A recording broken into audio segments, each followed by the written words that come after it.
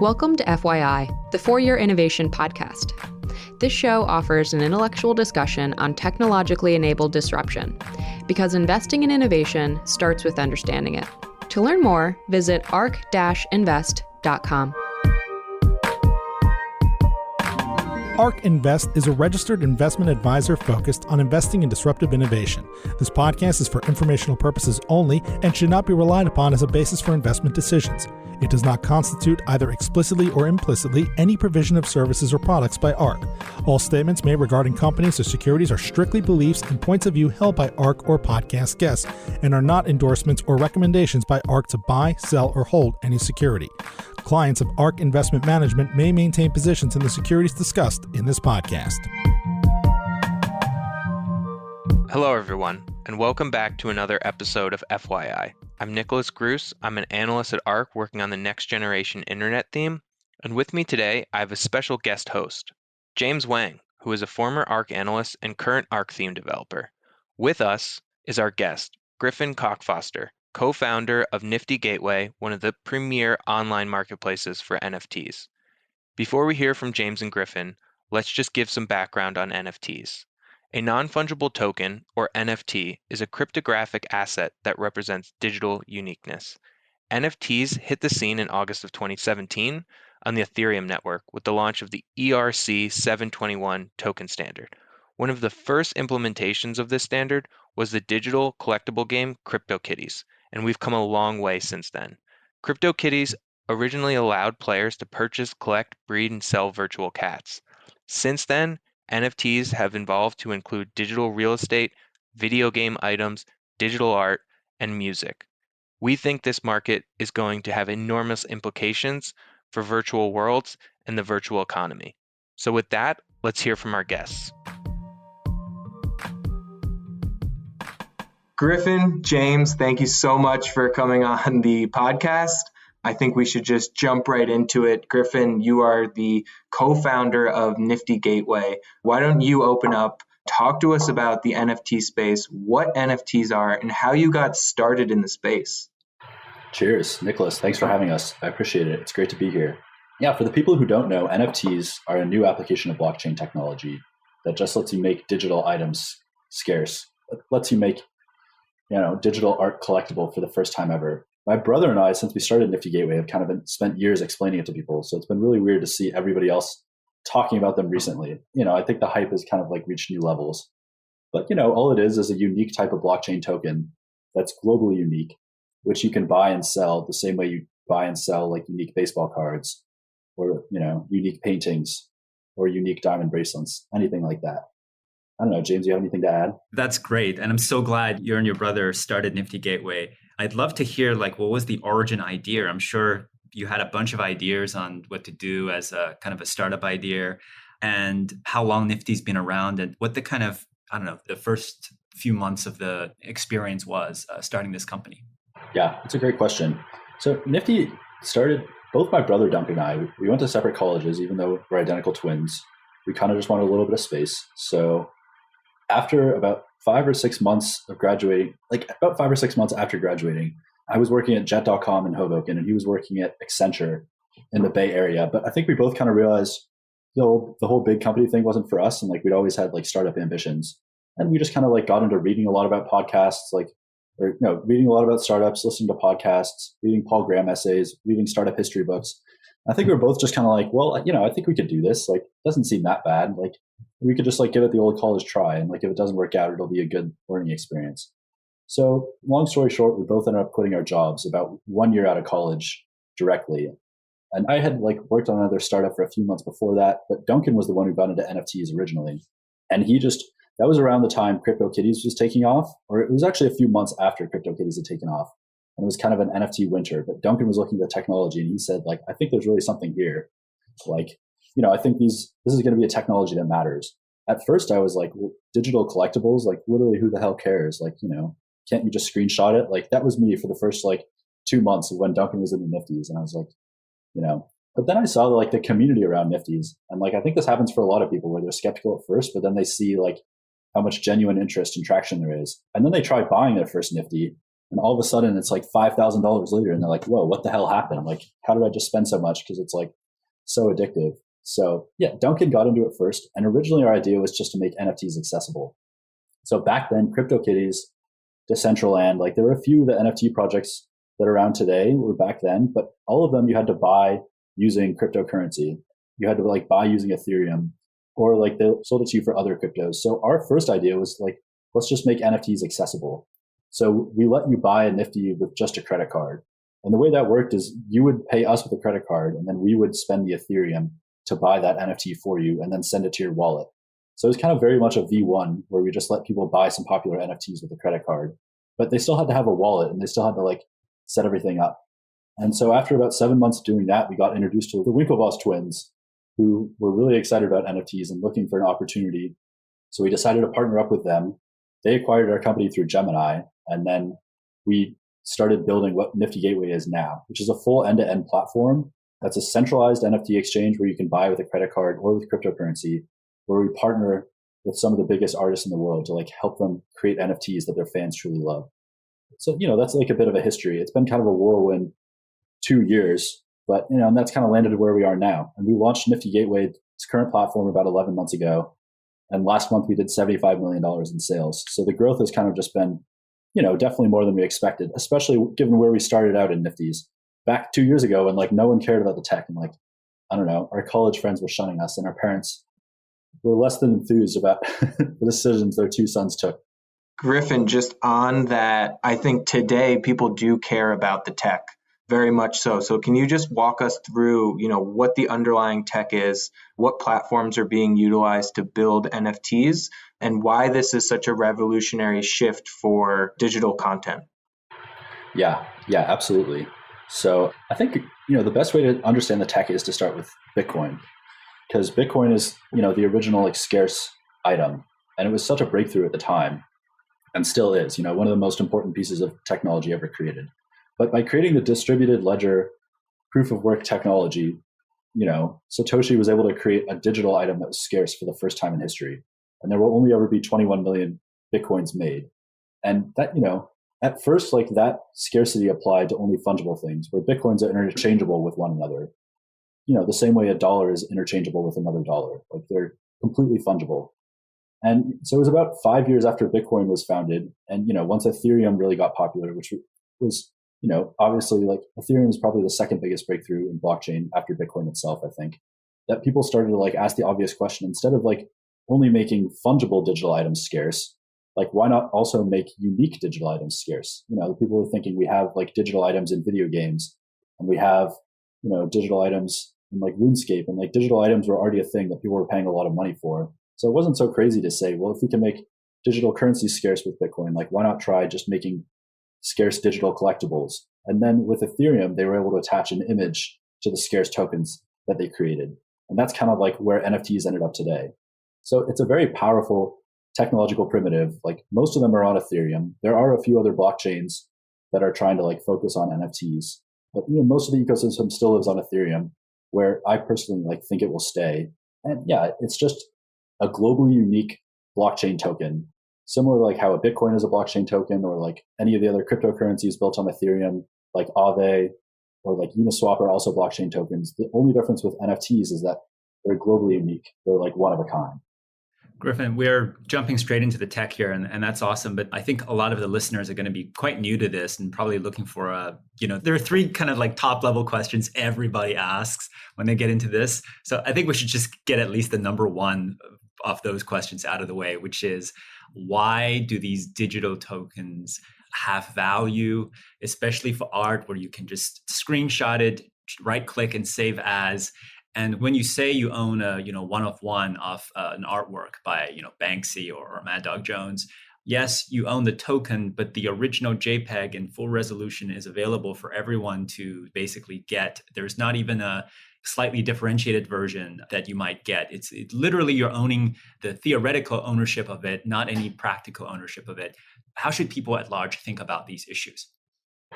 Yeah, that's a great question. And that is always the first thing people ask. It's the first thing my parents and many other family members asked when Duncan and I started the company. a few years ago. But yeah, it is interesting. The same way like Bitcoin really makes you rethink a lot of the foundations of money, and Ethereum really makes you rethink a lot of the foundations of the financial system and the whole, the foundations of the legal system and things like that. NFTs really make a person rethink the foundations, like valuable collectibles, that whole asset class of art, of sports memorabilia, all that. NFTs kind of make you like dig deep and like ask the question, what is it really that gives Air Jordan 1s their value, or the original Honus Wagner like baseball card its value? And the answer that people have arrived at is authenticity. These things are only valuable because they're certified by the artist as being authentic. I could easily go print out another LeBron James rookie card, and I could stick it on a piece of cardboard and like stick it in a plastic casing, and I could probably even make it look exactly like the original, but it wouldn't be worth anything to anybody who knew like where it came from. The people who knew where it came from and knew that I had just printed it out would think it was worthless, because it is worthless. Because like the only thing that makes a LeBron James rookie card valuable is the fact that it's authentically, provably like the LeBron James rookie card. The exact same thing is true of NFTs. They allow an artist to create a token and certify that those tokens are the authentic, one of one, like valuable piece of that like digital collectible, which is what gives it value. It's like definitely counterintuitive at first, but once you kind of like get over that hump, like it really starts to make sense to people. And the beauty of blockchain technology, I mean, the numbers are just crazy for the uninitiated. They see like Steve Aoki sold an NFT on Sunday, actually, to the CEO of T-Mobile. And the CEO of T-Mobile bought it for $888,000, which is, crazy. Like some of the most like valuable baseball cards trade for a few million. Like it's not that much higher than that. But the really cool thing about NFTs is that the authenticity is impossible to fake. In the art world, people don't know this, but there are a lot of issues with prints being forged and just being faked. And it's actually genuinely a big issue. Like there were committees that formed to authenticate the work of Andy Warhol that had to disband because like they tried to authenticate what was authentically Andy Warhol and what wasn't, but they just couldn't. Like Andy Warhol's stuff is so easy to replicate. You can just like print out a picture of a Campbell's soup can and bring it and be like, oh, I found this like in my grandmother's attic. Like I think it's an authentic Andy Warhol. And like, it's, who the hell is going to be able to prove you wrong? Like nobody. Like they're genuinely very, very difficult to authenticate. And it's actually a big problem in the art world. But in order for something to be valuable, it has to be authentic. So NFTs just have this authenticity built in. That's the default, and it's impossible. It's the best authentication technology that's ever existed. And so that just like gives them value in a lot of counterintuitive ways. That's why we see the high numbers. Just because NFTs, have these like mechanisms that are operating in the background that make them very valuable, which is counterintuitive again to a lot of people at first, because they're like, I can't touch it, I can't feel it. Like, why is it valuable? But really what makes like scarce digital collectibles and scarce pieces of art valuable is the authenticity. And because NFTs have that better than anything else, that's why they're selling for these like really, really high prices, if that makes sense. Definitely. I think once it ends up on the blockchain, especially a really well-tested blockchain like Ethereum, obviously the authenticity is completely traceable, and to somehow compromise that, you would have to basically 51% attack the Ethereum blockchain. That's practically impossible. But would you say step one of the authenticity process is maybe the weakest, which is when the artwork is being kind of declared and added onto the blockchain? That part is still kind of, today it seems to be in the realm of the artist declaring it in the public sphere on Twitter, on their website, or on a platform like Nifty. That part is still, I guess, a little bit messy and chaotic and relies on some kind of implicit trust. Is that a fair interpretation? Yeah, that's definitely a fair interpretation. It's cool to think about a future where every artist or every citizen has their own private key and they're signing transactions, and like that is like provably authentic worldwide. But we're just like not quite there yet. And so the step one is the weakest link in the chain. And right now that relies on like the same forms of authenticity that other stuff does. You have to see the artist tweeting about it. Or like on a platform like Nifty, this is why we curate so heavily. Like every artist we launch with, we've had multiple video calls with that artist, and like it's impossible for a fake work to make it on Nifty. But some of the more open platforms have had issues with fakes and like things like that, and NFTs don't prevent against that attack vector. Like that can definitely still happen. So you're right. Watch out for those deep fake artists on Zoom. Yeah, that would be nuts. Yeah, I don't know. Or like Banksy. I would love to launch with Banksy, but like, how do we know it's really Banksy? There must be a way, but I don't know what that way is.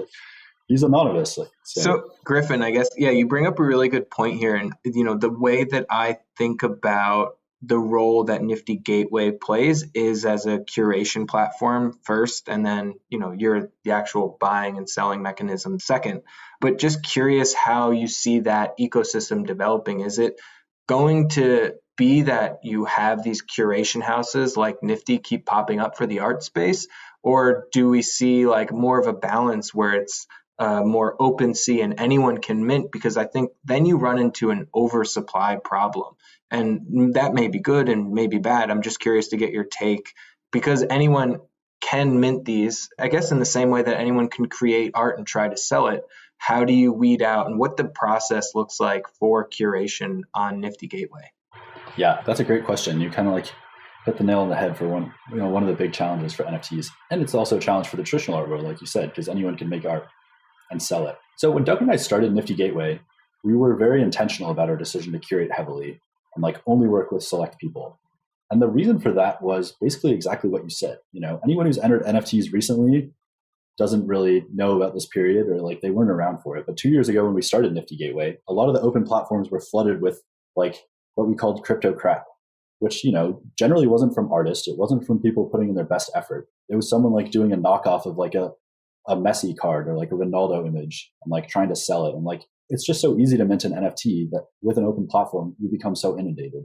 So when we started Nifty Gateway, we were our approach is going to be completely different and kind of different from the traditional tech wisdom, where it's we curate very heavily, we partner directly with artists, and we make sure that everything we launch is has meaning. Every NFT we launch, we want to be proud of having launched 10 years from now. And that's kind of something we talk about a lot internally. And that's what we're trying to build a creative team to do. We do try to be a partner to the artist. Nifty is pretty similar to an art gallery. And art galleries are pretty interesting businesses. Most people in the tech world don't really know too much about them, just because they don't get talked about as much as an Uber and Airbnb would. But, some art galleries are very, very big, very profitable companies, and they serve as a similar quality filter in the art world. For example, Gagosian Gallery is one of the biggest galleries. They probably do $1 billion in sales a year, and they're doing about, they're taking a 40% cut of that, so they're making $400 million in revenue a year, and it's probably $300 million profit. It's like Craigslist, where it's this company that people don't really talk about that much, but it's insanely profitable when you actually look at it. So part of Nifty is kind of like an art gallery at the scale of the internet, where we try to partner with creators from all walks of life, but art galleries are limited by geography, and Nifty is trying to be an art gallery that the whole world can access, which is still curated, and we still try to produce high quality stuff. We're also a bit of a platform. It's always a challenge, because we've been saying no to people in the last few weeks. I actually had to shut down my email address because there was one email I had publicly facing on the Nifty site. I was getting about 100 cold reach outs an hour. So I just had to nuke it. I set up an auto response being I'm not checking this email anymore. I'm sorry, just because we've gotten so much inbound interest. In the past few weeks, we've turned down people that we would have killed to work with 6 months ago. So it's always a challenge. We always want to launch high quality content. And, we're trying to build a creative team that can figure out what that means and what high quality content looks like. But it's not easy. It's definitely more of an art than a science. Absolutely. Yeah, those are great points, and something that at ARC we've been having internal debates about, because anyone can mint in such an easy fashion. I think when I first found out about NFTs, I went on to a site called Rarible and I minted an NFT. I spent, I think, $50 in gas fees, but I minted an NFT and I was like, wow, this is amazing. And if I can do this, anyone can do it. And part of that, I'm not saying that that's a bad thing. I actually think that's an amazing thing. And it kind of leads to, because we're just talking about, in my perspective, just one piece of NFTs being art, I see this as kind of creating a new asset class for digital content across the board. So I'm just fascinated by how NFTs are shaping the art space first. And I think that's really just the tip of the iceberg when it comes to, what this technology enables. Yeah, I totally agree. NFTs are it does kind of remind me of the boom in the internet in the 90s or in Bitcoin in 2017, where there's just this really, really rapid growth. And both of those, it ended up getting a little bit frothy. I don't think it would be the craziest thing to think that NFTs are getting a bit ahead of themselves, especially with the growth we've seen in the last 2 months. There's just been remarkable growth. But everybody seems to really understand that the 10-year time frame for NFTs is just very, very positive. And like, it's, it's starting to hit people what a transformative technology it is. So that's been really cool as someone who's like worked in it for a couple of years to have people recognize all the possibilities. And like, as for how the ecosystem is going to play out, I mean, I don't know, like we'll have to see. I know how Nifty Gateway is going to approach it. Like we're going to just like keep trying to launch like really high quality stuff and like work with all the world's best artists and like be a partner to artists. And like, we kind of have our segment, which is, like I said, an art gallery at the scale of the internet. And like, that is something that works, but there's just so much other possibility. And like, liquid IP is really interesting. Digital property rights in the age of the internet. Obviously, video game NFTs are a huge open possibility. And then the second order effects are fascinating to contemplate too.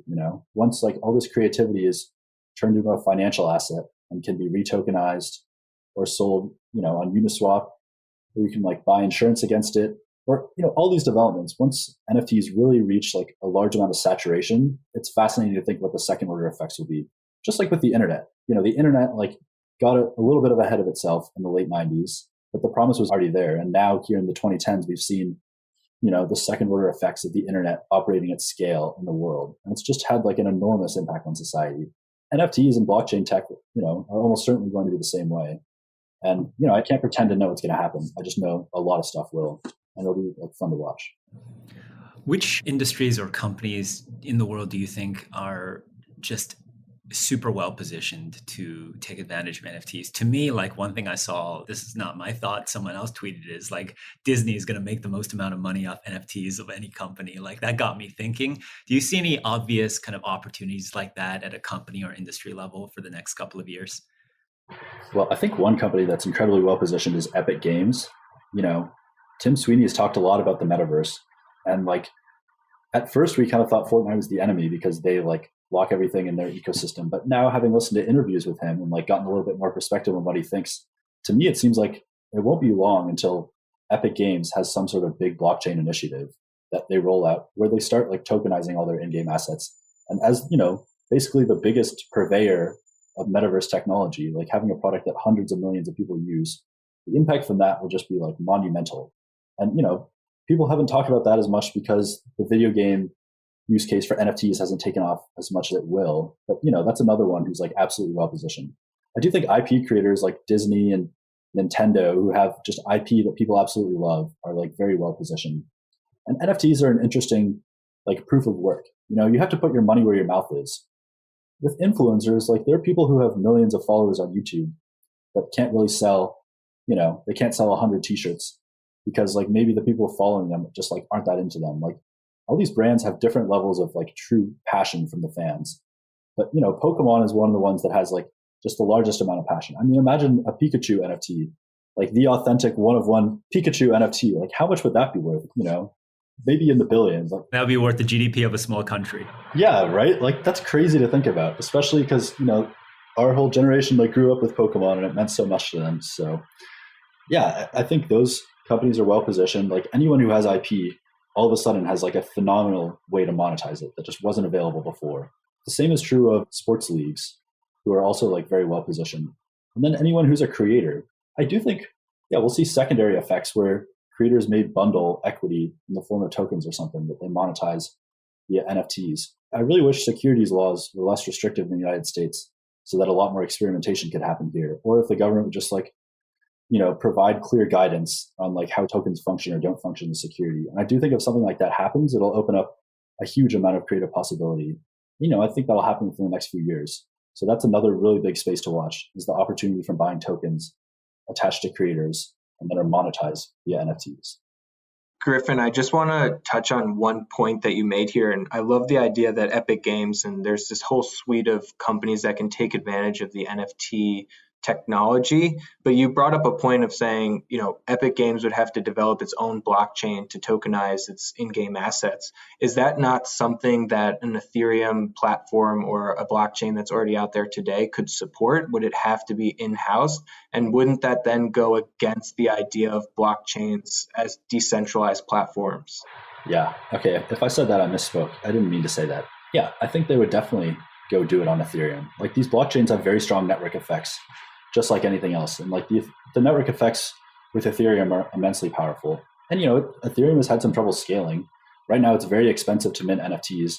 which is a huge operational difficulty for us. I mean, minting NFTs is by far our largest expense right now as a company. But with technology, there's always the opportunity to push back. So Ethereum 2.0 is going to be huge for this. And then also, we have a new minting system coming out in a few weeks that will allow us to basically batch mint a lot of the higher edition NFTs. And it's going to cut our minting costs down to basically like 1% of what they are now. So like that'll just go away as a cost center. I think it's just like the internet. A really good analogy is when Netflix, in 2003, 2004, Netflix knew that streaming was going to happen over the internet eventually. Like they knew that broadband would improve to the point where it could happen. And like Blockbuster, a lot of their competitors just weren't cognizant of that. But the internet just kept improving incrementally. And then in 2008, Netflix launched their streaming. And now, they're one of the biggest companies in the world. I think it's just like that. Ethereum is like incrementally improving. Like from a 40,000 foot view, Ethereum is like absolutely going to scale. And like, that would be my bet on, the blockchain that's going to like host all of this. Maybe just a little background for folks who are not following Ethereum closely. I mean, I think the three of us are somewhat in touch with the narrative, but to most people, Ethereum is just a word, right? So I think the common criticism is basically too many people. Ethereum is basically a service in a way, and all these the explosion of NFTs basically is running on Ethereum, so it's overtaxed the network. And as a result, the price of using the network has gone up a lot. The price is measured in this unit called gas. What is the cost to mint an NFT today? Nick mentioned $30. That was a couple of weeks ago. That's one of the big criticisms is it costs so much to mint an NFT that sometimes it's more expensive than the content itself. Another is a scaling criticism, which is like, because it's so expensive, you couldn't have 100x, 1000x more NFTs on the network today as it stands. I think those are kind of the main lines of criticism today. Griffin, you mentioned it will scale. So what does that mean? And what is the, 6 month, maybe a year down the track, what does that look like? Yeah, it's a great question. I think the cost to mint an NFT today it's like $150 or something. It depends on like what the price of gas is. And anyone who's been in Ethereum for a while remembers this summer when this craze called yield farming took off and gas was like even pricier than it was now. And like, I don't know, it's like you learn to live with like fluctuating gas prices and it's pretty hellish, but like, it's kind of something that people have gotten used to. And like, we're all in this together.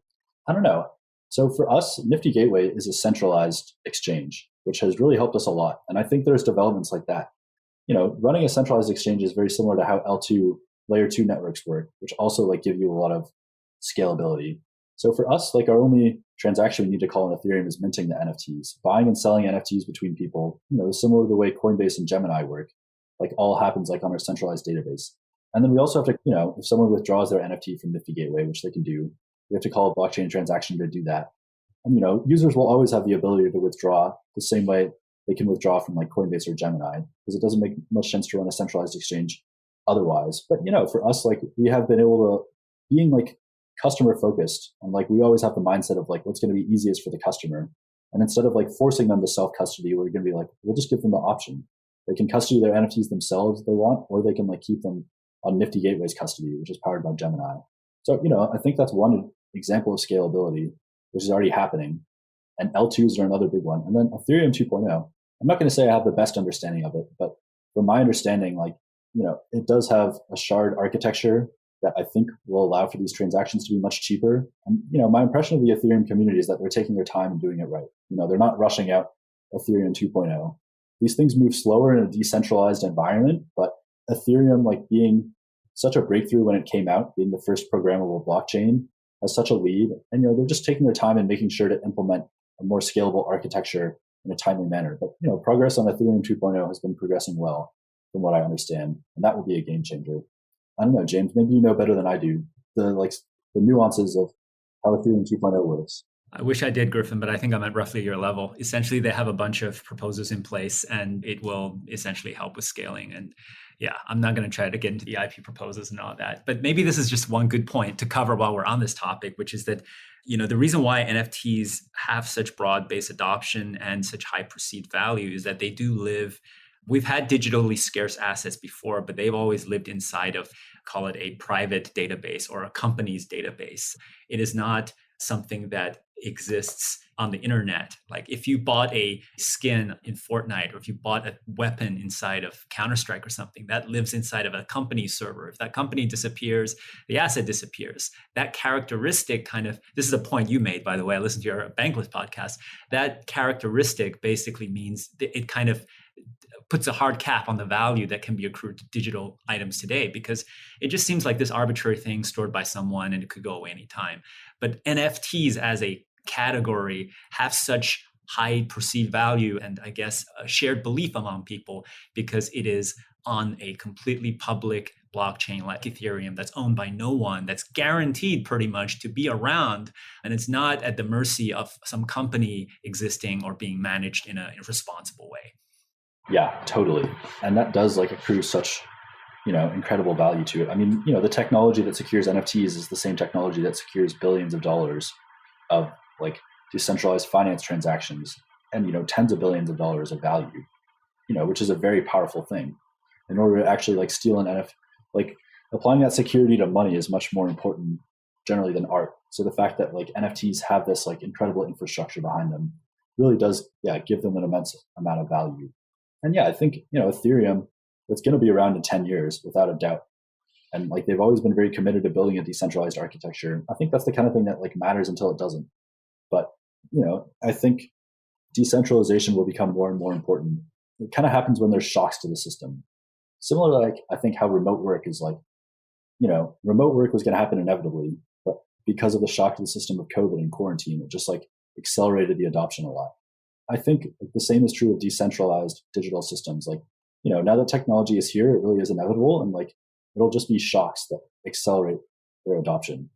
For example, the Lebanese banking crisis, where the Lebanese government took 40% of everyone's bank account or something. That's just an element that really accelerates decentralization. Or something else I've talked about in a few other podcasts is I was reading a history of World War II, and there's a billionaire family in Shanghai who all of their wealth was locked up in a big hotel in Shanghai. And then, first of all, the Japanese invaded. And then, the Communist Party of China took control 4 years later after World War II ended. And all of a sudden, their wealth was just gone. And being a technologist, I couldn't just help but think, what if they did have a way to to store their wealth like Bitcoin, and you'd just been able to put it in there and flew the country? When you read history, you realize how much technology would have changed those events if it was around at the time. So I think it's just a matter of time until decentralization starts mattering more and more, and those shocks just kind of make it more powerful. That's a really interesting point you bring up, because talking to Yassine, ARK's crypto analyst, he always talks about this idea of, if you ever did need to flee the country and take your assets with you, Bitcoin would be that, perfect asset to take with you, right? You download it onto a hard key and you can now take your wealth with you. But now with NFTs, it seems like you can actually take more than just Bitcoin or more than just Ethereum. You can take these virtual goods with you, right? You can download that onto a wallet and go wherever you need to go. It's borderless. Imagine trying to take a cargo ship of digital artwork with you in a moment's notice. Can I just make a point of clarification? I know what you mean, but people talk about it like this, but there's a subtle difference in that you're not actually taking it with you. The thing was never with you. The thing is in the cloud, right? The thing, every copy of the ledger out there on the internet, it's distributed in servers from Uruguay to Cambodia to whatever. It's you're not taking anything. The thing is always static on the internet. You're just memorizing your key one way or the other and just making sure you don't forget that. So the stuff, the reason why it can't be seized and the reason why it's so easy to take is because you're not taking anything. The thing is not in your house or in your computer. It's out there. It's in the cloud. Right. Yeah. That's a good clarification. Yeah, it is. But it's still such cool tech when you start thinking about it. The fact that it works like that, and because it's in this digital world, it has all the beneficial properties of physical items, where it's you can truly own it. But then it also has all the beneficial ones of digital ones too, where it can be sent to anyone instantly. And, NFTs, I feel it's weird at first, but it really started to click for me when I was just we've already made currency scarce. This is just applying the same thing to collectibles and artwork, which are another very significant store of value in the world and really always have been. So I don't know, it's just the coolest thing to think about. And then once humans start going to space, just imagine then your wealth travels across planets, across solar systems. It's really fascinating to think about the implications. And, the implication, I study abroad in Argentina, and, just the poor citizens of Argentina. It's just such a brutal place to like be a citizen. And the only money the government is trying to give you access to is this currency that they just like recklessly debase. And, they recklessly borrow money and default like clockwork every 20 years. And it just like degrades your quality of life so significantly. And so like a technology that like really takes that power like out of the hands of governments and just like enables people across the world, like, it's just so transformative. And I think we're just seeing the tip of the iceberg. It's really cool to like work on and be a part of, and to think about all the benefits that this will bring, like not just now, but like 10 years from now and 20 years from now. So most of my net worth is in Bitcoin too, by the way. So I'm also like talking my book a little bit. I always come on with backgrounds of NFTs I own because I want to get them exposure, but like it's important. This NFT is like one I'm a really big fan of. It's one of my favorites. So I'm never going to sell it anyway. And Griffin, just for those that are listening at home with no visual key, what is exactly your background? I see it. It looks like a fight between ancient Romans of sorts. I'm not quite sure here, but I would love to hear more about that specific story. Okay, well, yeah, the NFT in the background is called The Last Stand of the Nation State, and it's by an artist named Slime Sunday, who's like one of our bigger Nifty Gateway artists. And he's great. He's a really, really nice guy, very talented artist. I helped him collaborate on this one because he wanted to do stuff that was more blockchain themed. And he had the idea of adding the Bitcoin logo to the shield of someone in this, I think it's some classical painting, I'm not sure. But, it depicts a fight between two armies, and there's the forces of Bitcoin on one side and the forces of fiat on the other. And, it's called The Last Stand of the Nation State. It clearly appeals to a certain demographic, but I don't know. It's just such a cool piece of artwork. And this is actually one of the most popular NFTs on Nifty Gateway. It sold for $40 originally, and now it's worth $15,000. I bought 10 of them. I said this in the Bankless one too, and like everyone like asked me to stop talking about this because I bring it up constantly. But I bought 10 of them and I gave away 7 as a present. And I just never regretted anything more than giving away 7 of these because I thought I was giving away a little like $40 NFT, but I was giving away something worth $15,000. Don't feel bad, Griffin. On a whim, I gifted Nick a Grimes Newborn 4 because it seemed like a good idea at the time. Oh my God. I've talked to people who gave away like a Beeple Open Edition or like a Beeple Politics is Bullshit, which are now worth like... Oh my God. Oh no. Yeah, I know. I can't. It hurt me. Yeah. It's painful. It's painful to think about. Yeah. But it's so amazing that it's so frictionless and you feel such spontaneous generosity. Totally. And yeah, anyone who's listening and hasn't bought an NFT yet, I would have 2 pieces of advice, which is, first of all, like just go ahead and try buying one. And then second of all, like be really careful once you do, because it's like insanely addictive. And like you really have no idea how addicting it is until you try it. And like even my mom is like, she's like, I spent like $3,000 on NFTs this week. Like, please help me. Like, this is such a bad habit. Like, I keep spending all this money. And I'm like, yeah, like, I don't know. You can see that in the Nifty Gateway user behavior too. Like, even from when we launched, I was really bullish long-term on how Nifty Gateway would do. Just because like we were able to look at the user stats and just see how much money all our customers were spending on NFTs and like just how addicting it is.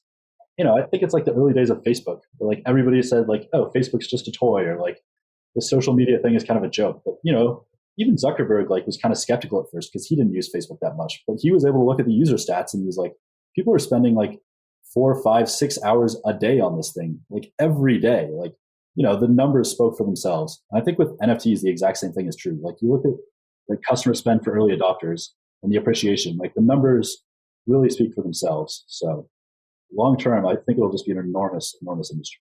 Let's talk about Nifty for a bit, back to kind of the platform. I'm a big user of the platform. I'm pretty deep in the Discord.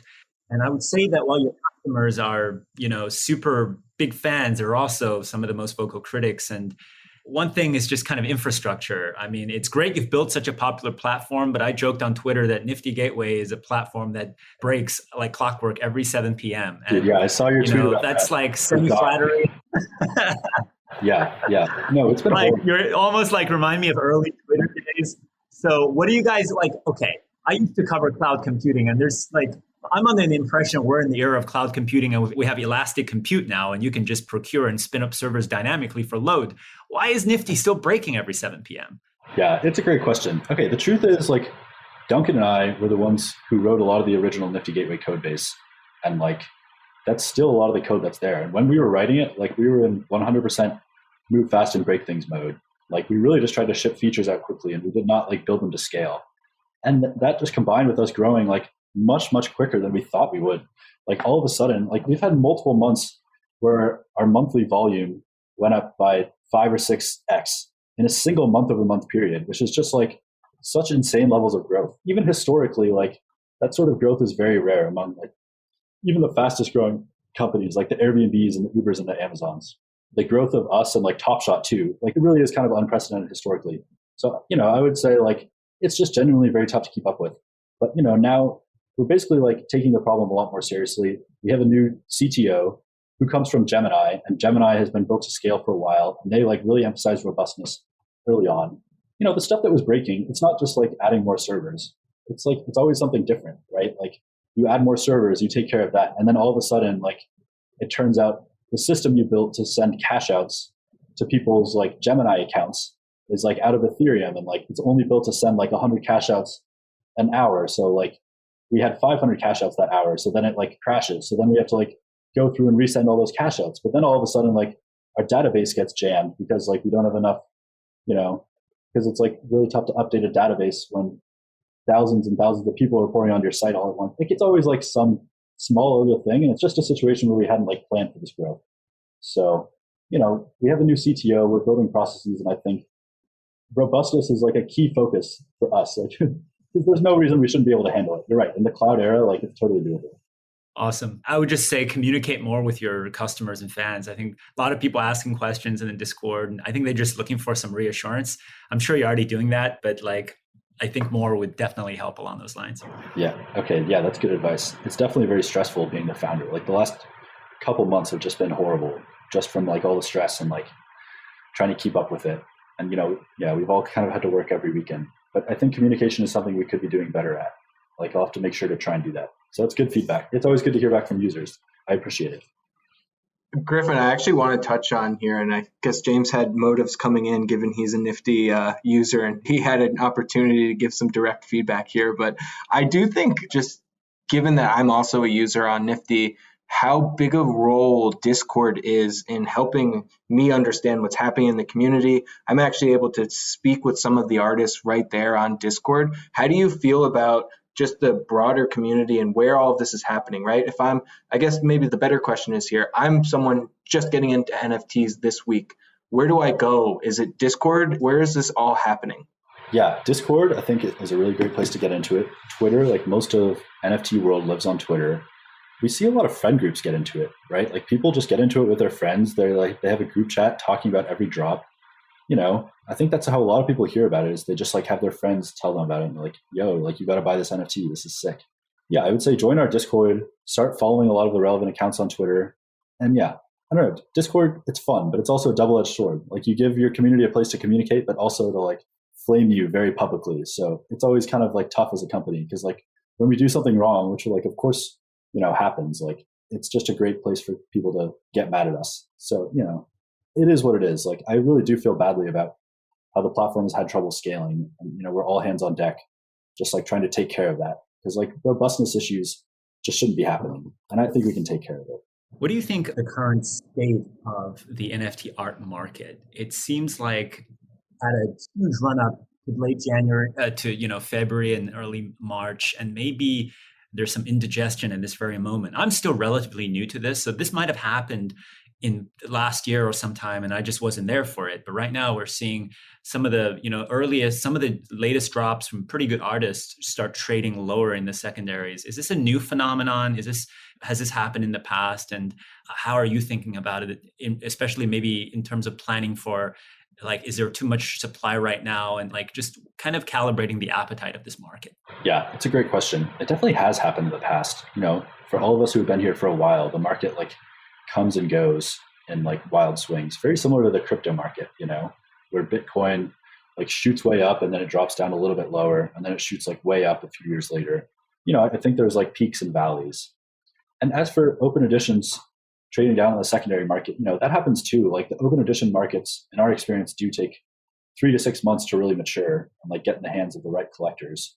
But, overall, I would say like, if you're speculating buying NFTs, like you still are speculating. It's tough. Like with collectibles, like I think it's important that people buy stuff they like want to buy and like really care about and like connect with the artist and like, want to hold on to for like 5 or 10 years. And like we tell people to do that. which like I do think a lot of people have entered the space recently who are, more looking to speculate. Like, that's fine too, but we definitely can't guarantee that every piece of art is going to go up in value. And, let's not even really try to think about it. Like, we try to like work with our artists to make stuff that like is meaningful and like people want to own, like just for the sake of owning it, not own so that they can like sell it to someone else. And like, counterintuitively, that is like where the real value comes in art markets, like from like pieces that people like want to own, just because like, for their own sake, just because they personally value it. So yeah, I don't know. I would just say like be a long-term investor though, like, focus on like 5 to 10 year timeframes. I think that's just good investment advice in general. Like momentum investing can be a dangerous game, and day trading, like you usually don't even beat the S&P. So that's something I've really learned from Cameron and Tyler too. They're the absolute kings of that strategy. And they just, they bought all that Bitcoin in 2012. And like, I don't think it's crossed their mind once that they should sell it. Like not even though most of their net worth is in Bitcoin. And like, even the day it dropped 50% last March, like, boy, like I remember that, like that was a shitty day, but like, I was like, I'm not going to sell my Bitcoin. And I don't know, like, I just think it's really important to have a long time frame in investing. And I think the same is true of NFTs. Thank you so much, Griffin and James, for coming on. This was amazing. And let's just keep an eye out for NFTs because it sounds like they're here to stay. Thanks, Nick. It's awesome. Thanks, Griffin. Yeah, thanks, guys. Cheers. ARK believes that the information presented is accurate and was obtained from sources that ARK believes to be reliable. However, ARK does not guarantee the accuracy or completeness of any information, and such information may be subject to change without notice from ARK. Historical results are not indications of future results. Certain of the statements contained in this podcast may be statements of future expectations and other forward-looking statements that are based on ARK's current views and assumptions, and involve known and unknown risks and uncertainties that could cause actual results, performance, or events to differ materially from those expressed or implied in such statements.